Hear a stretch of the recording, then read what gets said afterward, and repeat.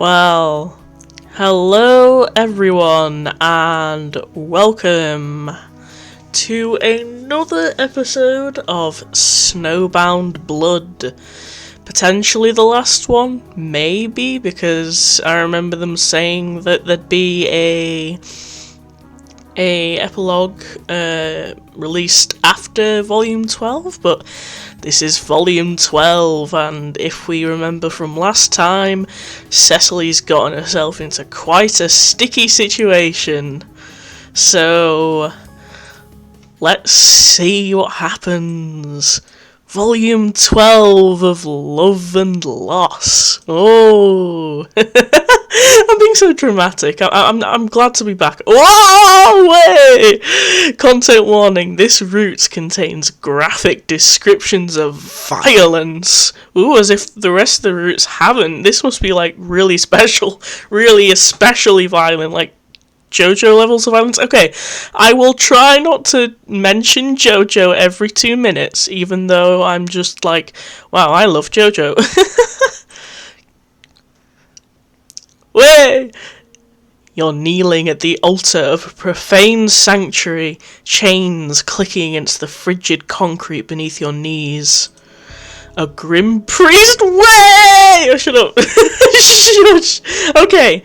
A grim priest paces behind the slab, purple robes, blindfolded, bare skin catching flashes of candlelight. Okay. If you look at all my icons on everything, you'll see why I love priests. Ha. Okay. He's savouring the moment, clearly without consideration for your time, gesturing fluidly as he walks before coming to rest with both palms down on the altar. Incense and candle smoke curls from the corner of the room, clouding the congregation of silhouettes waiting patiently in the wings. Your unadjusted eyes can't pierce the veil quite yet. I would have dressed more accordingly if I knew I'd be attending a mass. It's more of a requiem, Regulator. And you more than fit the part. Smile. You glance down at the still drying blood caked on your collar, Regulator garb far beyond the reach of a little dry cleaning. Oh, but where are my manners? I'm aware of who you are, Ms. Yapara, yet I've failed to introduce myself. I am High Priest of the Harbingers of the Apocalypse, Sainru Narako. A quick scan and subsequent rescan of the banks of names and faces you committed to memory fails to bear any fruit. The troll before you is an unknown quantity. Okay, I don't know how Sainru is pronounced, but I've always pronounced it Sainru, okay? Sainru? I don't know. I'm sorry. I'm on my knees. I'm saying to the creator of Sainru, I'm sorry. The priest offers a cruel smile as if sensing your failure. It really is so good of you to finally join us. Do you have any idea how much trouble we've gone through to get you here? 20. At least 20. I've put at least 20 of your scumbags into the ground. That is, assuming you can count the blood purist clowns among your number. The sacrifice of a few expendable assets is hardly trouble, Regulator. You've come further than we anticipated, but don't flatter yourself into thinking you've left a deeper cut than we're prepared to bear.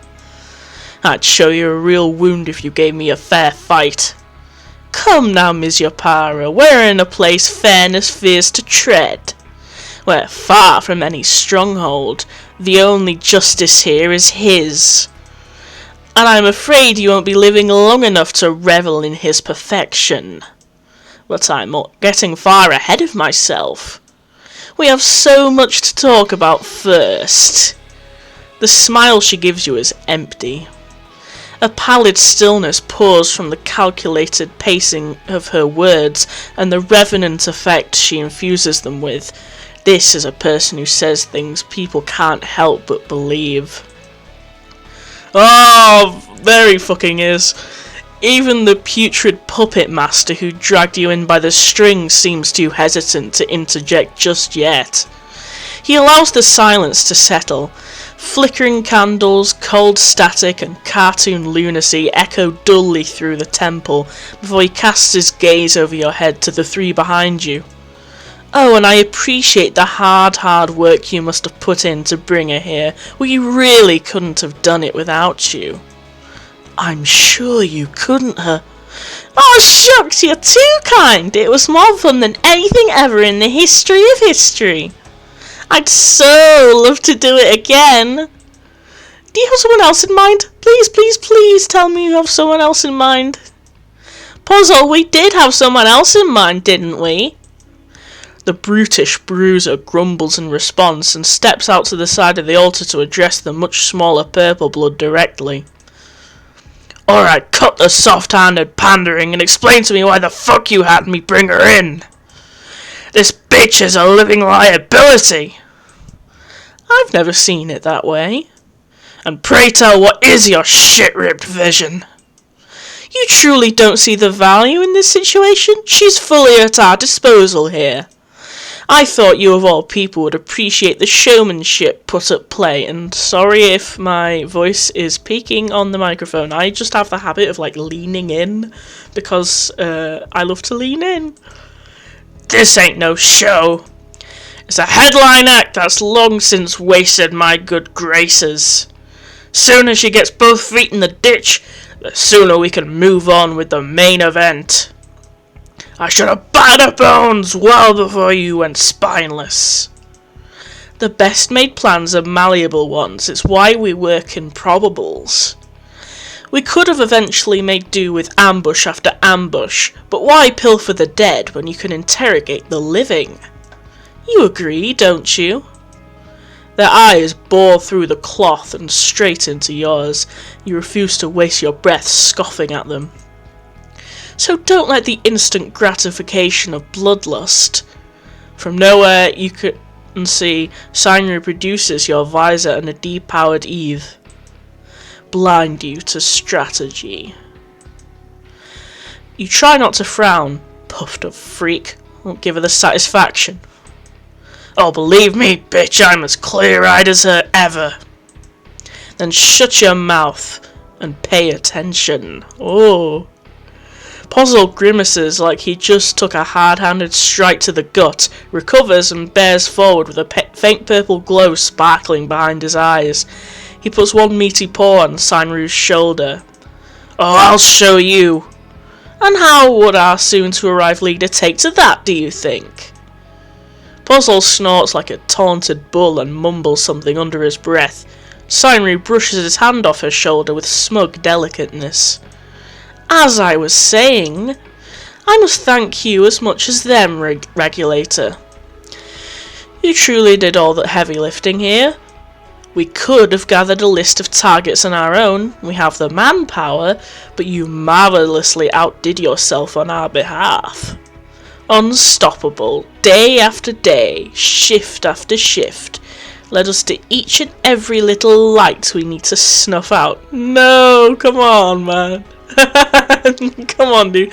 I mean, I know we've got, in Vastera, the comic, we have these guys going after everyone anyway, so as if she could have done it on her own.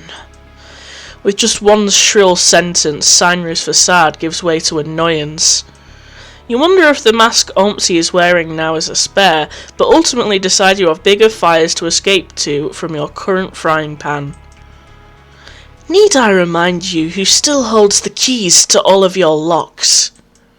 She ran herself ragged, but who was there diverting her attention from point to point? Nobody but me. For Blinks, her miserable life was a game of chess, bound to checkmate at my hand. One grand spectacle, sweeping towards this inevitable moment. Every one of my pawns moved in perfect harmony. I am the victor of this charade, not you. Puzzle laughs the humorless laugh of threat. You got some gonads waltzing into the belly of the beast to call us your pawns. Ormsey bows up to the Mythomaniac in a pitiful attempt to seem bigger than he is. It earns him a bemused, grease-painted sneer. You needed me for this lackluster plot to travel anywhere but the inside of your empty head, fool. Without my graciousness in cooperating with your scheme, this story would have ended before it began. These guys are all fucking fighting amongst themselves. Like, it's like extremely scary, the situation, but it's also very funny. Ha ha ha. God, my tone of voice is so fucking sarcastic. I'm so sorry. I'm genuinely invested in this. I promise. I've just become so snarky over the past year. I could have let the corporation find all of you. I could have rotted your entire infrastructure from the inside. And the only reason I didn't is because the idea of a true challenge appealed to me. Your bid for absolution was not guaranteed without my aid. Stop pretending that it was. None of you would have done more than me. Not your cultists, not your crazed hemoists, not even your precious wimpling Ed. Sainru whips towards him, cutting the sentence short with a single hidden glare. Puzzle laughs again, this time with genuine mirth. Oh, Eidolon. No, let him talk. Born fucking mastermind, this one. I wanna see how far down his own ass he can sink. Very well then, let's hear you elaborate. God. Yay! This is Quintus Stumbles Over Words, Volume 12. Let's hear you elaborate on how you achieved anything my excellently trained sect or the big strong clowns we keep on leashes couldn't have. Though none of them have my style, nor my efficiency. Now, that's what sounds so strange to me, because by your own admission, it took you blinks to capture this singular woman, and you tried to pass this off as a positive too. Do you not remember what was just discussed? She was supposed to be dead long before she came here. It seems you failed that task readily. The time frame wasn't imperative, but it was. In fact, we're behind schedule thanks to your propensity to meander. There's only so long until the 22nd perigee strikes. If we are to be vigilant about anything, it's that date. Could it be that it just happened to slip your mind? Ormsey gawks as the acetation hangs in the air. Such a simple detail overlooked, he begins to sputter, scrambling for his words. It doesn't matter, I still did it. The results are right here in front of you. There isn't any other troll alive who could have pulled this off. Sainru gestures demonstratively towards Porzel and Talald. This room alone contains 2 individuals who would have been capable of holding their own with a situation to have been reduced to nothing more than a physical confrontation. But it didn't. My plans would have never allowed it. Plans? Happenstance. I don't know how else to tell you this, but we only allowed you to participate because we expected you to die. Ormsey's chroma beta seems to halt in his chest. What? Surely you can't be too shocked, can you?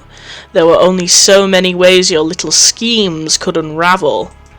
Your plan was pockmarked with weakness, but you were so enthusiastic, we couldn't help but give you a chance. Of course, we also consulted the sparingly few futures that could result from taking you on. The odds of your misfortune were 12 to 1. Haha, 12, just like, because it's volume 12. The worst case scenario would have had us rushing in to clean up your mess. And your death would have been the best case scenario, a loose end tying itself up. Alas, in a reality full of chances, there are no absolutes. You gave us a middling result. And thus, new doors have opened themselves to us. The gravity carried by Sainru's bitter words rings clear. Ormsey's pupils shrink as they dart around for sympathy, glancing the room for any sanctuary, but only meet with gaze after ice-cold gaze. None of his jurors crack. He turns to you last. Cecily, you have nothing left to pursue. You, tell them! Tell them I was a worthy quarry. Tell them that I pushed you to the edge of your wits. You know that I beat you. I followed the rules. I won. That's worth something to you, right? I did a good job. Holy shit. His eyes are wild with the desperate hope of a mouse scurrying for its life through the underbrush, just beyond the maw of an undead parasite searching for flesh. You swoop from your perch. Hardly. You took advantage of a momentary lapse in judgment, and that's the only thing we share. Barely worth the effort. No! I ran your sanity down to the quick. I had you working for blinks. I was doing my job. Anyone putting half as much effort into vagrancy could have occupied my time as well. You lie! You didn't care about anything else! Tell them that's not true. Tell them or they'll... There is nothing else for him to hide behind. Dude, does he expect our sympathy after the shit he's pulled? He cannot... I mean, I know he's, like, apparently just, like, he's, like, younger than... He's, like, a teenager or something, but still, man. He cannot win in a fight that he cannot run fast enough to escape. Even if he could, he knows they would find him. His only choice is to beg. But isn't it your job, Regulator, to protect? You allow yourself a smug smile. It comes out as something resembling a snarl. My job is to protect law-abiding citizens from criminals. It shouldn't be too hard to derive your personal standing in that equation. Hypocrite! They're going to kill me! You shrug and smile, your chains scraping gently against the concrete with a low rasp. I'm afraid there's nothing I can do about that. If I deign to take the testimony of these criminals at face value, this demise is of your own making. Perhaps you would understand that if you had paid more attention to the ways of the society that reared you, rather than spit in its eye. God, I was just like, hey, I'm on Cecily's side here. But you know, Ormsey did like drive a load of trolls to just fucking kill themselves, so... I mean, I'm not on Cecily's side here. I'm not on the side of the copper, but you know, some bad people are just bad people. The first thing every rung-climbing corporate grub learns is to make themselves essential to an operation. Okay. Please. As though I'd let him get his grubby little claws in any deeper than we intended him to. I'm afraid this game has been rigged from the start. With the hum of a particular bouncy call, it's as though the priest begins a summoning. Talald, my little bubblegum-flavoured pudding pop! Oh, reappearing from nowhere in particular, the third head Balatron returns to chew the scenery. Balatron, is that a word? How do I pronounce it? Yes, sirree, ma'am, Bob. A willowy finger points to the Greenblood, still reeling from shock. This little boy has had a restless evening filled with grief. Uh-huh. I think it would mean the world to him if you were to cheer him up. Why don't you take him back to your block and play? The jester's face splits into a wide grin, a horizontal gash across her face, unnatural. There is nothing behind that smile. Talal tugs at Ormsey's arm in a gesture that would indicate playfulness, were it not for her big, very big indeed, bopper. His slipping gaze suggests he'd like to do anything but follow. Either her grip is stronger than her build implies, or the fight has left him in all but words. All he can do is mumble in knowing defeat. Kill yourselves!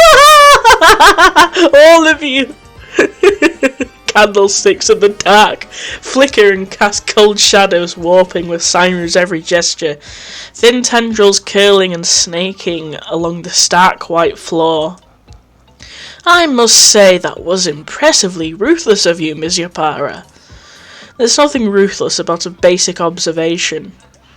He deserves everything that's coming to him, as factually as an architect engineers a building.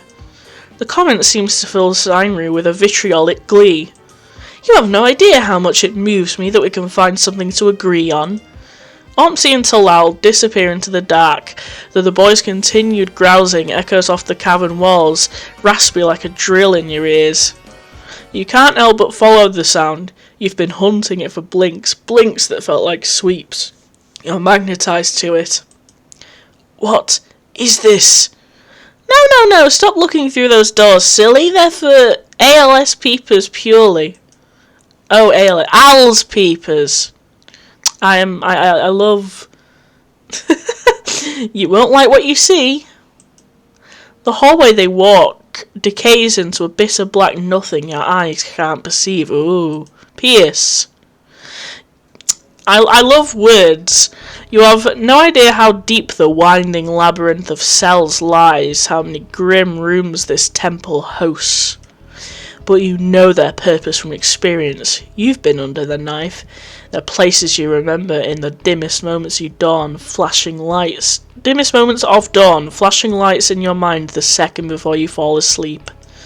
Every doorway chipped by deep nail gouges, chunks of ancient wood, torn clean by desperate hands scrambling for one last shot at life. Wires and pliers, battered wooden chairs with worn rope restraints, stainless steel tables over stained white tiles sloping into blood-crusted drains. Unplugged power drills, their tips rusted and chipped with age and use. The staples of drug runners, of paramilitary enforcers with a penchant for forcing as much as they can out of a victim, men who trade pain for knowledge in cells the sun will never see. But there's more to this cult than that. You've systematically outwitted, outgunned and outmatched every criminal organisation you encountered across your tenure. This place runs deeper. The icy depths beyond these rooms calls to you. You need to go further, much as it aches to imagine what lies in the endless empty plains beyond your visceral recollection. It's as old as the Renaissance there. Spectres blow in from the wasteland, shielding this ruin, and descend down to the bowels to blacken bricks they remember from life.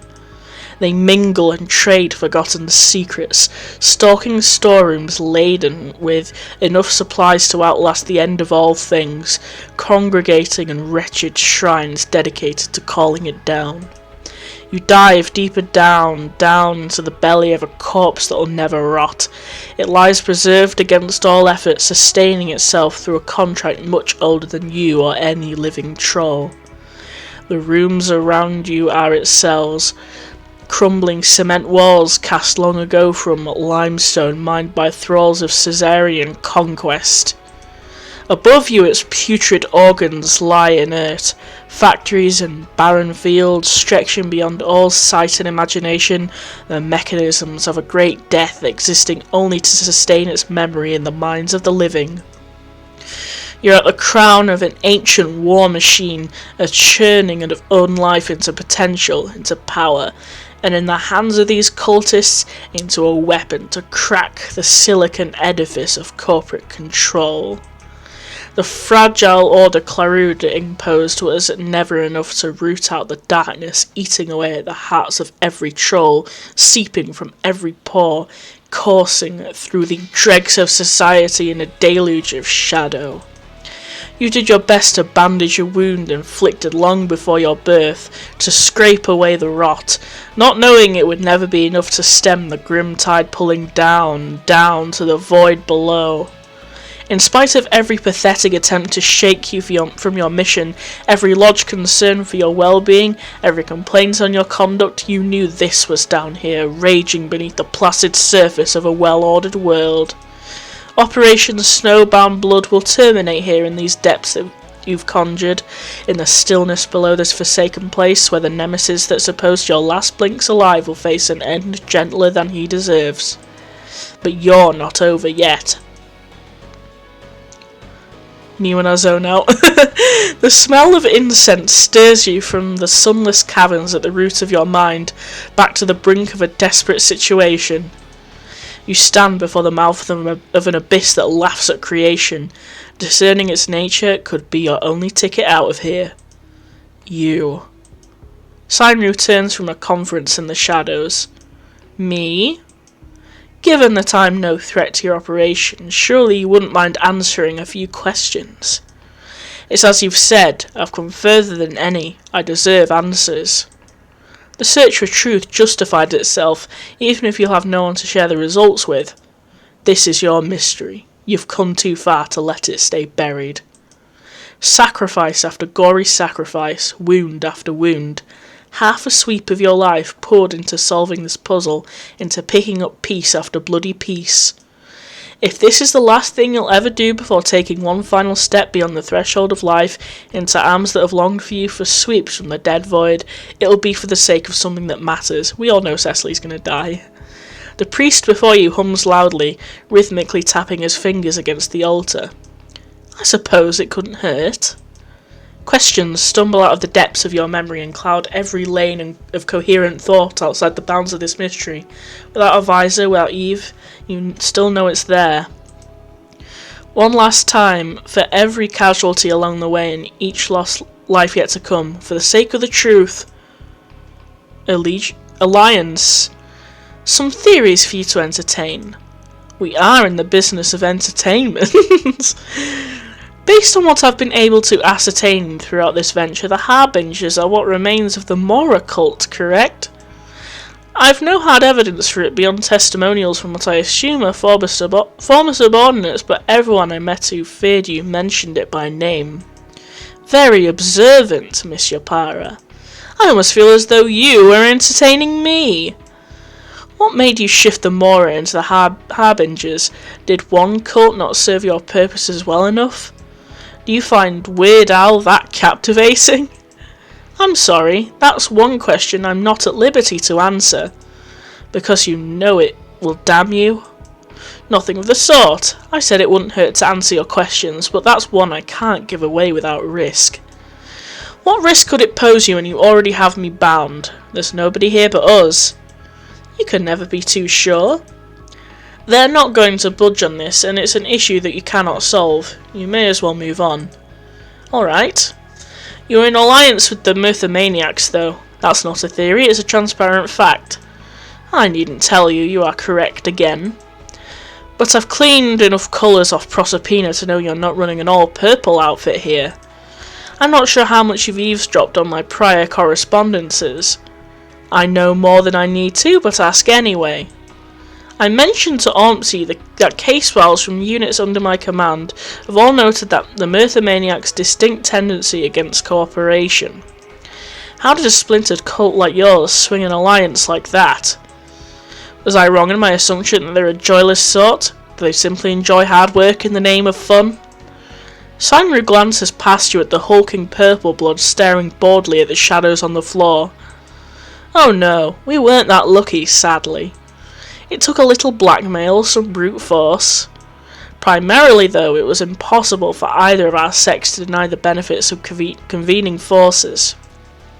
We have the contacts, the embedded operatives, the knives in the night. They have the muscle and ideological determination required for the task ahead. Muscle bound to tearing low bloods limb from limb, yes. Radical as your cult may be, surely you see the structural flaws of allying with caste extremists. How so expectedly idealist of you, Regulator. We live in a society far too harsh to turn our noses up at petty differences in ideological aesthetics. Aesthetics, how shallowly you justified brutality. Oh, look who's talking, Cecily. Semantics, then, if it pleases you more. The minutiae matters little. We have a world to win. But in the long term... Puzzle steps up to you and rests a meaty paw on your shoulder, squeezing hard enough to break the bone of a weaker troll. If your intention here is to drive some kind of wedge between our operations, you'd best strongly reconsider. The day our usefulness to one another expires will be long, long after you draw your final breath. So save it! And to cut to the fucking chase on this here line of questioning, their ranks may be stained with all shades of filth, but the purples run this gig, and we keep 'em in check. That's all that fucking matters to me. He releases his death grip, Throbbing blood rushes back to your trapezius.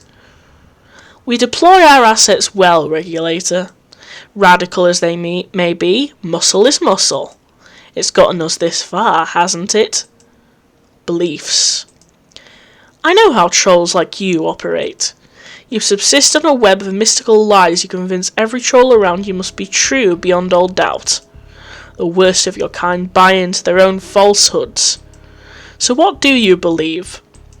Simru smiles at you with all the cruel, patient joy of a serpent coiling around paralysed prey. Pacing behind the slab, he launches into a sermon he must have been waiting to deliver from the second you awoke. What do we believe, Regulator? That the history of this planet is a history of agony, of meaningless pain, endless toil in infinite fields. One long tragedy is curtain drawn the second our wretched species crawled from the mud.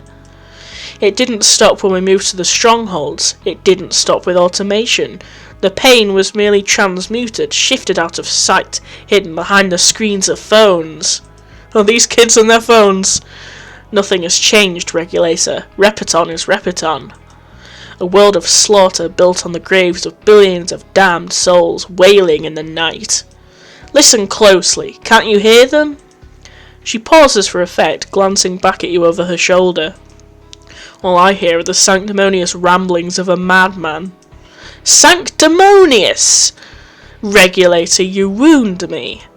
I'd hoped an Yapara of all trolls would understand the weight of the past, given your ancestors' role in shaping it. A dead man's conduct has little bearing on my own. She smiles at you like she knows. I have trouble believing that. The storm of history howls across the wastes, we're all caught in its violent tempest, winds tearing the flesh from our bones. Do you really think you can escape it by telling yourself that what's dead is dead? That we live in an enlightened age, safe from archaic brutality?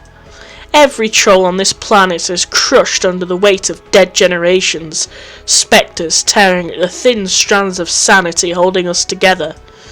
We are all of us haunted, pursued down dim corridors by beasts who knew our names before birth. Wouldn't you like to stop running? Wouldn't you like the nightmares to end?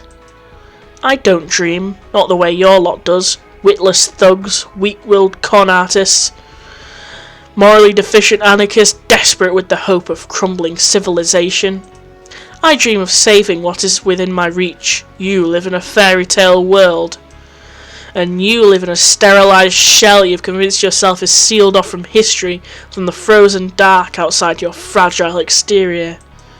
Your strongholds don't protect you or anyone from the agony of this world. They compress it, scoop it all up and dump it in one big writhing core of pain. All of history's death, all its horror liquefied into plastic or burned for power, all channeled into raw, agonizing noise, painful noise that never ends. You know this better than anyone, Ms. Yapara. Your job is to regulate this pain according to the standards of your superiors.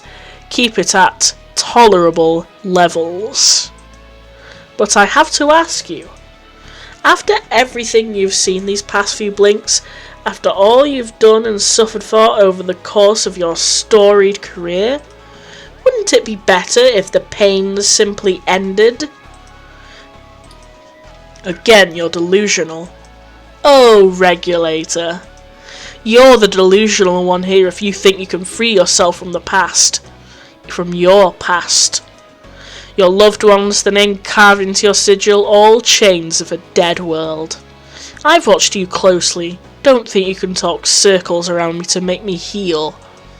Your corporation offers nothing as sublime as the hope our cult inspires. The hope that this nightmare can end. But I'm not here for a philosophical debate, neither are you for that matter. You'd do good to spend what little time you have left doing more than flinging hollow insults. The ritual. This altar, these candles, I've caught enough deranged cultists in the act to know that none of this is decoration. dog's barking, lovely. The priest before you falls silent for a long moment, contemplating the implicit question. The faint sound of flickering candles and whistling winds oozes into the void of sound. Still without answering, her hands go to a blindfold, slowly untying, eyes still closed when she slips it off and dangles it over the altar like a long sacrificial knife. As the cloth falls, he opens his eyes, locking uncomfortably with yours. Cold derangement lurks behind his delicately applied eyeliner. This is very dramatic romance, and the dog is just barking and barking and barking. Jesus. It appears that their psyop is activated, but you can't tell what it's doing. The end regulator. My end, that is. The birth of a new world from the cavity of my corpse. I'm to be the foremost harbinger, the herald of silence. It is only through my death that any can bear witness to the devastating revelation his arrival implies. My death will secure that dream, that blessing. It's so ridiculous in its predictability that you can't help laughing, the sound echoing and alien in the cavernous halls of this temple. Gotta pause recording for just a sec. What? The root of this was mere manic suicidality all along. I've killed fistfuls of grunts like you this half-sweep alone. Conned into going down swinging, blowing up buildings on the off chance they'll take a regulator down with them. Bodies to the meat grinder, a loop a dozen. Untie me, I can give you a much better end than whatever nonsense you've concocted. My drink of the week, to stop me from hacking my lungs up, is apple juice. I should have known you'd be too short-sighted to understand the implications of this sacrifice. I have no simple desire for death, Regulator, and I certainly have no desire to fall to the artless end you would inflict on me given a fair chance. Yes, my end will come soon after yours, but the outcomes, the legacies of each of our choices couldn't be more different. You will die hated by all but a spare few who are left to grapple with your false judgments before falling to our agents. But I, Regulator Yapara, I will live forever. Though my role in the grand scheme of a repeated eternity is minor, I will be made a conduit for great rebirth and even greater destruction, to be used by hands far greater than my own. My legacy will be etched into the remaining bones of this planet, written in the wake of the overwhelming calmness that will follow his arrival. They pluck their blindfold off the altar, tying it back over their eyes. The hands shake with emotion. A true believer to the end. The blood. What are your intentions with the Vivifier's blood? That's what all this was for, wasn't it? He tilts his head demurely inquisitive, as though trying to play innocent.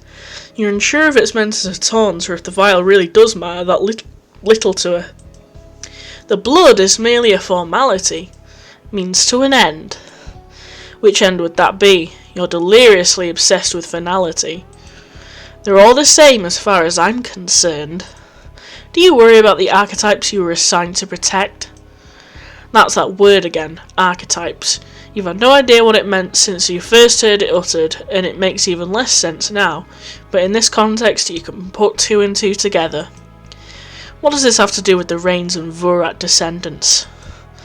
There are better questions to ask than that. You already know of their importance, don't you? Here, I'll do you the favour of asking what should be running through your mind.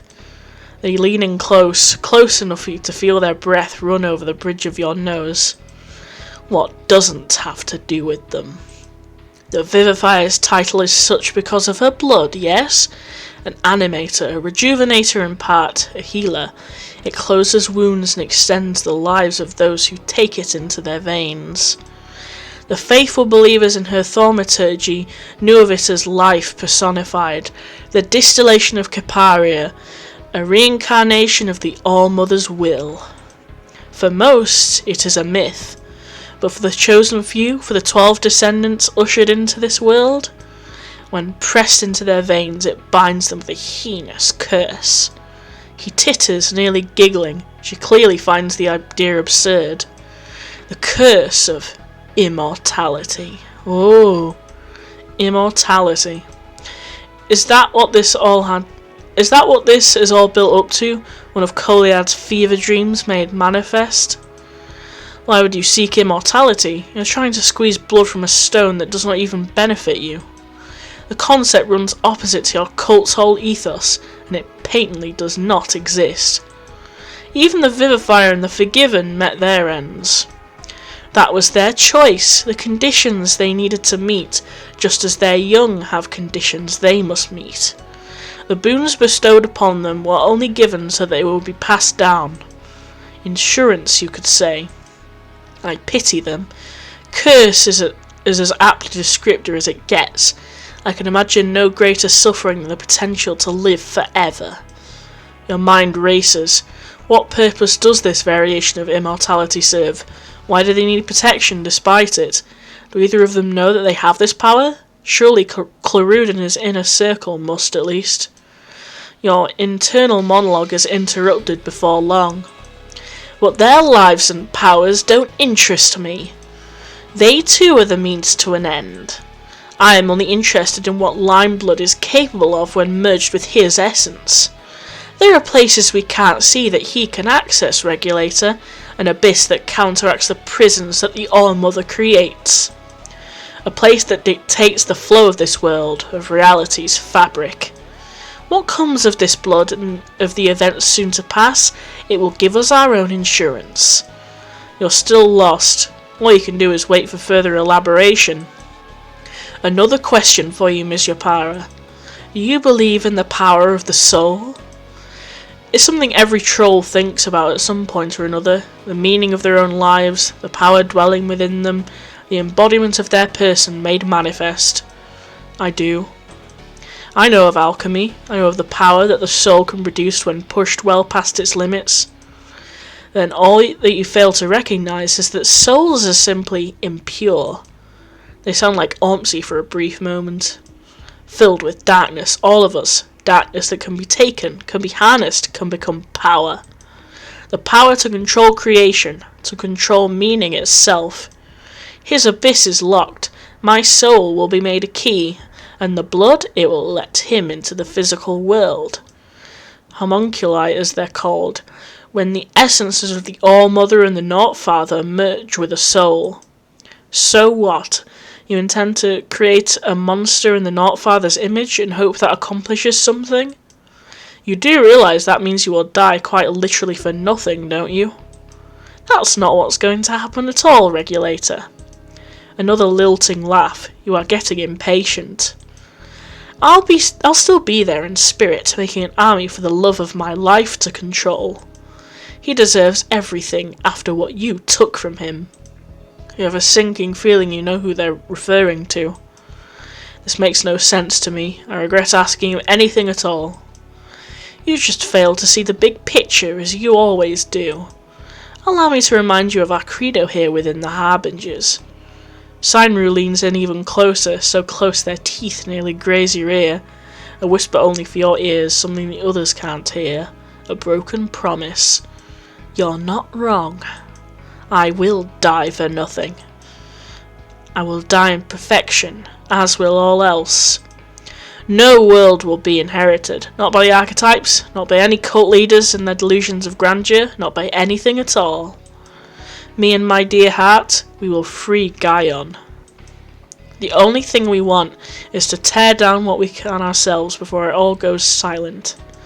We're owed that much, I think. You're insane.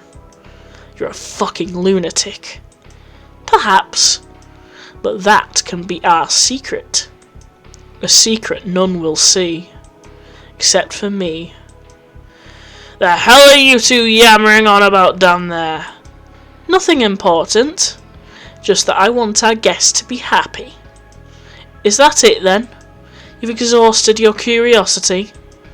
In the ruins outside, an angry wind blows through the husks of skyscrapers, whistling sharpened into icy knife points by the ragged walls of artificial canyons.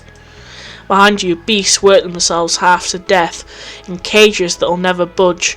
They cower in fear from the animal cold that runs wild through the halls of this temple.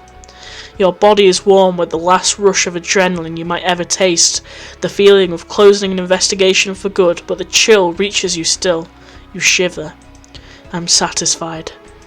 Excellent. She leaves your sight. You do not care to follow where they travel this time. Dolo, darling. I believe you can take it from here. Oh, Eidolon. The dragging of sandals on stone echoes lightly across the chamber. You strain against your bindings in the sound's direction. A gaunt man steps from the shadows and slides up next to Seinru. They give his hand a gentle squeeze before disappearing behind the altar. As he nervously leans forward into the light, you make out his features for the first time. A downcast face, a pair of hooked, familiar horns. It was your first call to the corporate office's topmost floors. Taut with nerves, you mentally combed through your memorized performance record, finding no fault, starting again, over and over. The heights beyond the window gave you vertigo. It would take you a decagrade to learn to comfort yourself by memorizing minute shifts in the city's boundlessness.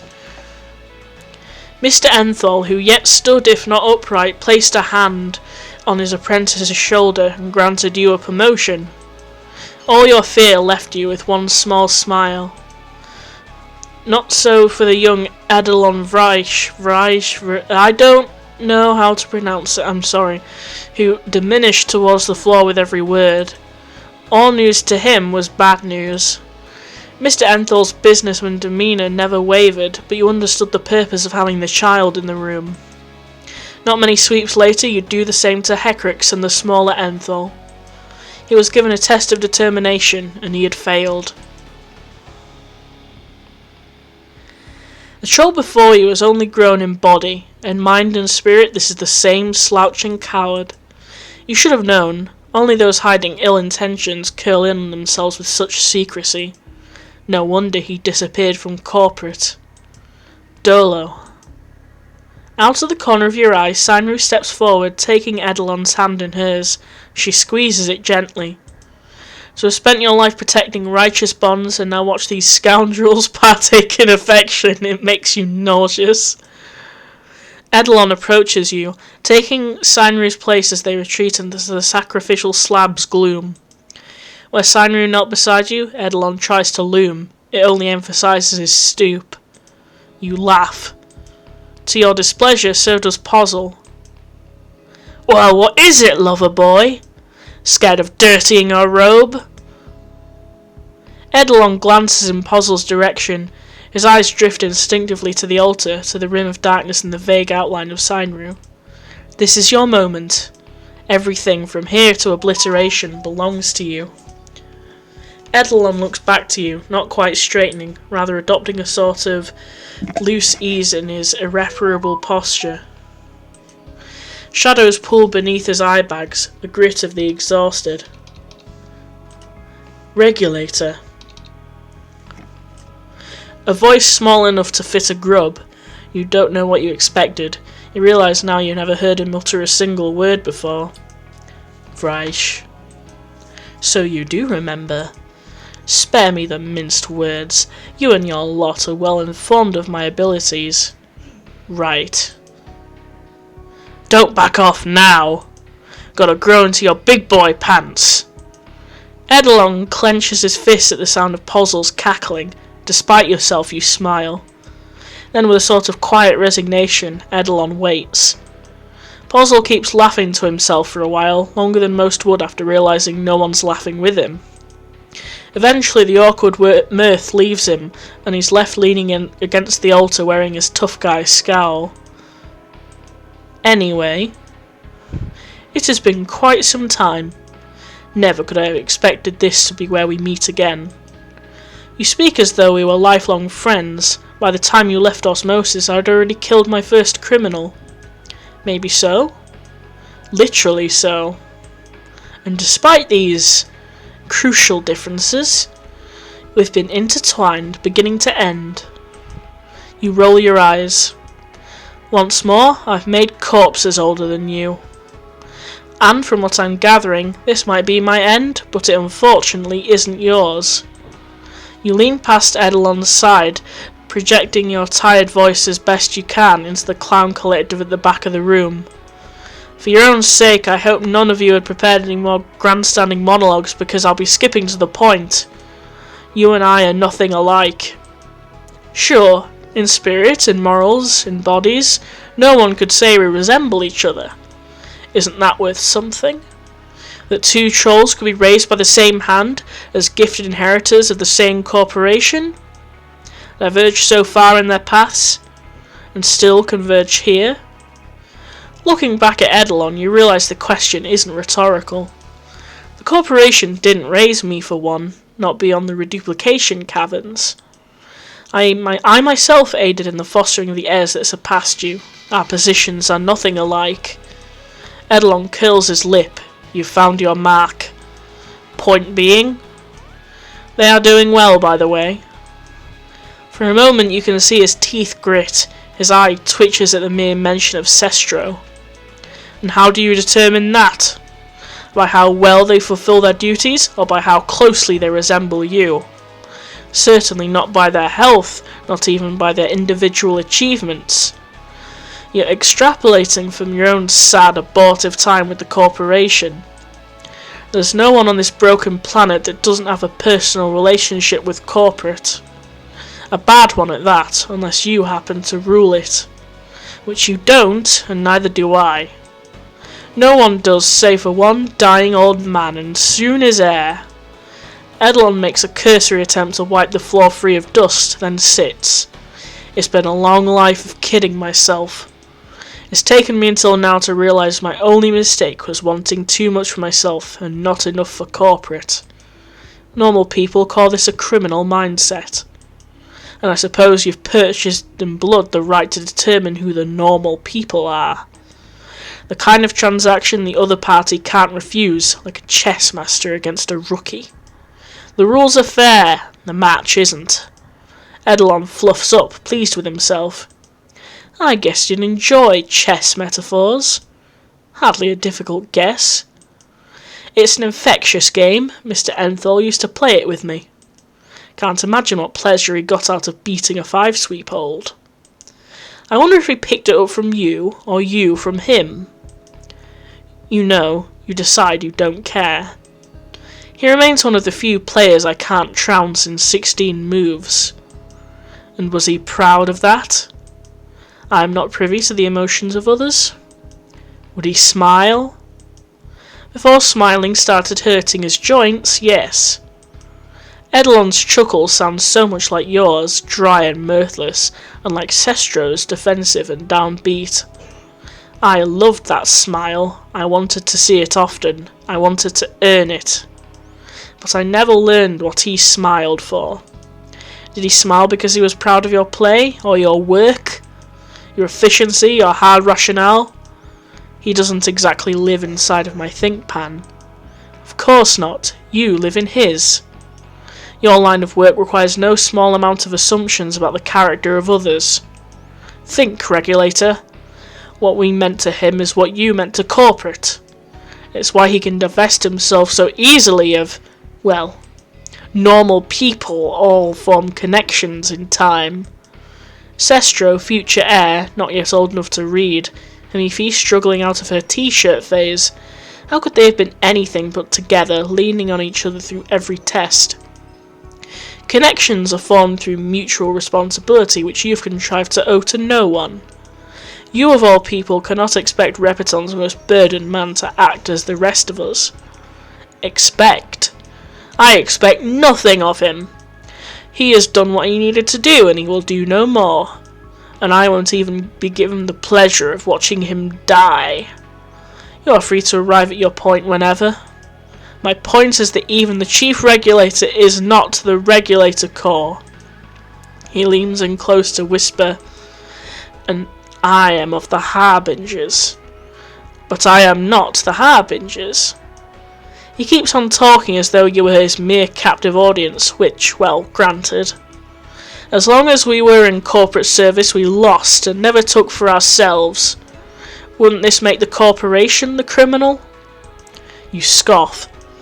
I've heard this delinquent rhetoric as often as I've heard pleas for mercy, sometimes as pleas for mercy. There is nothing you can give me, certainly not mercy. I just want to talk with you for once, Regulator. Whether you recognise it or not, you are a part of me, and I wanted to please you just as much as I did him. I lost half a lifetime of untold alchemical power to the corporation. Just because they didn't pull out a specimen and rob me doesn't mean it wasn't stolen. So, what did they take from you, Regulator? Sweeps of sleep, sweat, blood scars, peace with Mashiri, a chance to see what Sestro and Amifi will become, Alina, everything but Proserpina. Your eyes must be drifting more than you realised. Eidolon looks at your blade lying on the floor and needn't ask its name. May I see it? I can't stop you. Eidolon draws Proserpina from her scabbard. Like the altar on the robes, it gleams even in the low light, a symbol of perfect purpose tucked away in this miserable hole. It's a fine sword. Mr. Enthor said the same thing. He would appreciate the relics of a past era while trying to bowl it over. Steal the best, bury the rest. Nothing so simple. This blade belonged to my ancestor, Caesar's most zealous killer. Were it not for me, it would lie rotten in the wreck of some failed palazzo. I polished and sharpened it. I gave it a name and purpose for our era. Every day I clean it free of the past blood. And you wet it with the blood you favour. What else is a sword for? Creatures of purpose, you and I. I can't say I understand you, given our opposing positions. But it's admirable, to a level. Like a vision of what I will become, only self-flagellating.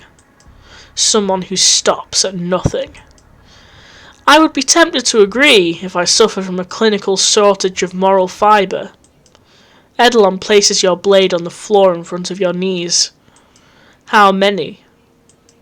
222, regrettably one short unless you plan to loosen my bonds. Oh, we will. But don't expect the last kill to be yours. The shadows shift. A seam of sickly orange light rips the darkness apart. Through the maddening spiral within come to a long pair of legs clad into slacks, sleeves rolled up alchemist's hands, an endless mat of hair falling like death's cloak over skinny bones. You've seen this man on television all your life, from comedian to criminal, from entertaining to enrapturing. Oh, it's Weird Al! Weird Al appraises you with the detachment of a god. In the back of your think pan you can feel the pressure of the wretched temple air plummet by the second. His face remains as inscrutable as on camera, only you're the one on display. He beckons towards the shadows, sandals shuffle in your peripheral vision. Your wrists come free, Eidolon slips back into your sight, Proserpina in one hand, the remains of your bindings in the other. I'm sure the man before you requires no introduction. He hands you the sword, performing a derisively elaborate bow in the process. You take it without giving his mischievous smile the dignity of acknowledgement. Weird Al warps the pressure of the room without moving a muscle beyond slowly scanning your face, your strength, the way you shift the weight of Proserpina in your hands. Testing the feel of your steel, for what you know will be the final time, you search your heart for the conviction that carries you through every one of your fights. The conviction that the rule of the law will carry the day, with or without you. That laying down and dying in the face of overwhelming odds would spit in the face of that order. When you find your will with a long breath, he presses one palm against the other, and a faint orange glow burns brighter as he draws them apart slowly. A vicious black blade manifests in the space between his hands. It grows from his palms, edge all raw and ragged, until at last it exists in full, hovering, waiting to be wielded. Ooh, that's a really nice sword there. He smiles at you for the first time when he takes the sword, hefting it over his shoulder without visible effort. You take another deep breath, raising the tip of Proserpina forward while you exhale. He returns the gesture, resting the jagged edge of his sword against yours. Black as the sea in your periphery, it rejects direct observation, refutes it. You step back, legs strong, arms level. Weird Al looks down on you, the slightest curl to his upper back, a predator's stance. Once more, Cecily, superpowers do not a combatant make. Eidolon steps to the side between the both of you, his frail figure a linchpin holding the tension together. He raises his hand, holding the remains of the ropes that bound you, and looks to Weird Al, who nods. When he turns to you, you do the same. Eidolon opens his fist. The rope slithers out of his hands with an almost conscious inexorability spiralling down the dead air. It touches the ground. You circle Weird Al. Ooh! As you reach the periphery of his vision, he simply turns to keep facing you. You try again. He repeats himself, unmoving save for the minute effort of following your motions, smug or amateur. As you threaten to slip outside his sight a third time, you spring for the dead zone behind his shoulder, and step back 1, 2, 3 times to the rhythmic whistling of Al's blade cutting air itself. You duck, weave. 4 step to the wall, you can't afford to get cornered. Parry. Afraid that monstrosity of a sword would shatter Proserpina on contact, you curl in and raise your free wrist to meet Weird Al's at the apex of a downward blow. The tremor that follows travels down your forearm and rings your skull. Weird Al is stronger than you. Much, much stronger than you.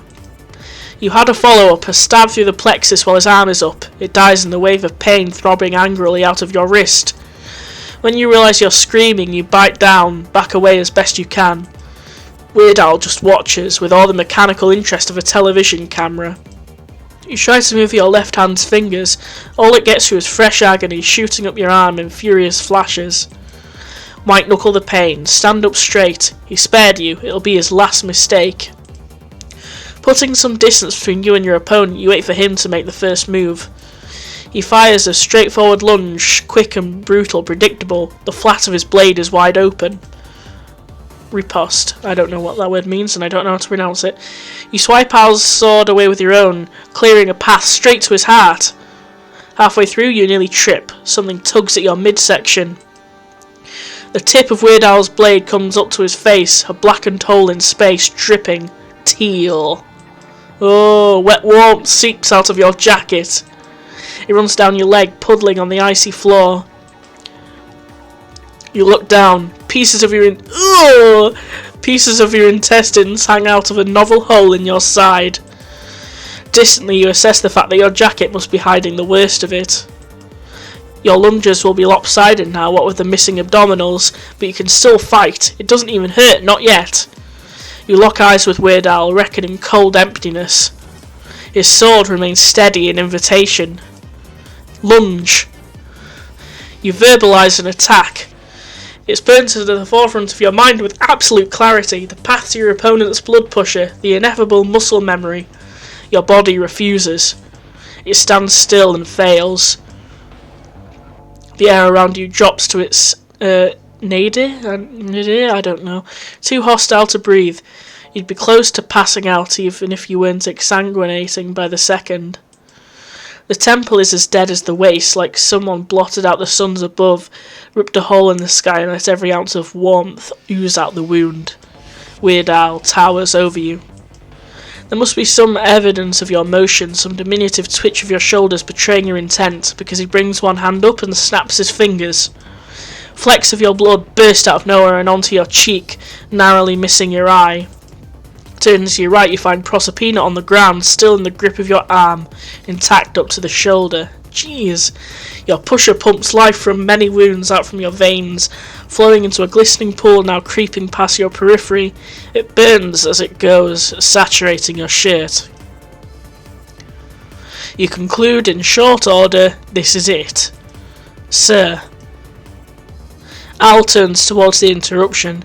You fall to your knees, freed from the tether of his attention. If you would, I feel there's a more poignant ending to this chapter.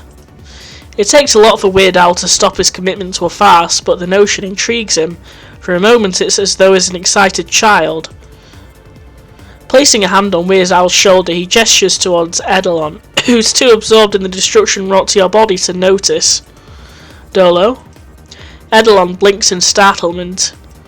He is last to arrive at the obvious conclusion, triangulating his gaze from Signru to Owl to what remains of you. Even Owl takes a step back. With shaky steps that stabilise as he goes, Eidolon steps towards your mutilated arm and pries your fingers off Proserpina. Regulator. Have the decency to clean it. Spirking, Eidolon wipes Proserpina on your severed sleeve. Last words? A dedication, perhaps? To your inevitable failure. Jeez. With an odious chuckle, he lifts the sword. God, because 0 to 1, it's always 1 to 0, but, well, Cecily's gonna die. We all knew Cecily was gonna die. And to this filthy world's first cleansing death. Your focus is rooted in the feeling of Proserpina's point pressing into your throat, a surface wound drawing what little blood your body has left and the sight of the blade beyond. Is this what it's like for them? For every wretched criminal you've ever held to the sword to contemplate their life in the slim few moments before you snuff it out? Firelight dances on Proserpina's polished surface, warping orange, crimson, burgundy for just a moment. You weren't meticulous enough. Yeshin's stain lingers. Will she forgive you in time? If you don't have the energy to decide if you can forgive her, if her transgressions justified your wrath. If crime isn't met with punishment, then what kind of world are you leaving behind? With the last of your strength, you tap on your breast pocket, your sigil, and beneath your Trollodex card, the last of you. Eidolon nods as though it made sense to him. How absurdly little you share after all. He places a hand on your shoulder, a parody of understanding, and runs your blood pusher through. Damn. Eek. Just like... Hey, that was like Undertale's. You spasm but once, limp against the blade. You are bereft of adrenaline. Your nerves have long shut down. Death, at its apex, feels as though you always suspected nothing at all. Exhausted eyes closed on their own, no matter how many times you force your lids back open, your body is shutting down without you. The hole in your side aches, the wreckage of your arm aches. You don't have the strength to keep these wounds closed with one hand. Your time is limited. Was there a point to all of this? All the pain received over the sweeps, all the agony inflicted, all the gore washed from skin time and time again, the rainbow stains worn into the cracked white tiles around your shower drain. You gave your youth to the corporation. You gave your love. You gave comfort to children who will weep if they find your body, a guiding hand to a staff of regulators who will be lost in your wake. Will they remember you kindly? Hell no. Will anyone? The dregs of Repeton will, for some time. If you've done anything of value in your time on this planet, it's embedding the equation of punishment deep in the minds of every would-be criminal. Let no one troll say you weren't principled to the end. It had to be for something. You kept the night away, you cleaned the streets of drug-peddling scum, put enough murderers in the ground to ease the sick, aching loss their surviving beloveds must feel. You were the thin plate of armour keeping the claws of criminals serrated and sharpened from the soft belly of civilized order. You're struggling to keep the wounds shut, fingers slipping on torn flesh, warmth courses through your side. What will they do without you? Did you prepare them? The ramshackle few gathered in that apartment, will they be able to bear the brunt of what's coming? Can they weather the storm on the horizon? Are they ready? The teal pool around your legs seeps in through the thin fabric of your trousers, cooling by the second as it spreads out over the concrete. You pray to the All-Mother that you had them enough to make it to tomorrow. She's waiting for you on the other side. You can join her now. Stop struggling and let yourself have one thing. Damn. Cecily, release. One last deep breath of sick ozone air, copper and candle smoke, incense just beyond. You let go of your side. You can't feel it anyways. You believe your memory will be warm in the hearts of the ones who care, and cold to shadow-lurking scum. The rest will understand in time. That's all you want.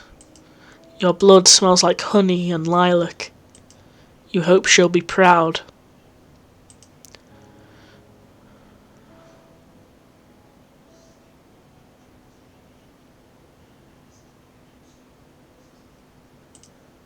Wait. I mean, I know there's the epilogue to come whenever they do this, but hey, Cecily fucking dead. Damn. Well, we knew it had happened, but it's just like, damn. It's like that meme of that horse standing on the thing. Man. I'm laughing. Ha ha ha. Well, we know next time it'll be everyone going, oh no, Cecily! But hey, this has been awesome so far. And so, hey, next time it'll probably be the epilogue. So, I guess I will see you then, guys. Love you. Goodbye.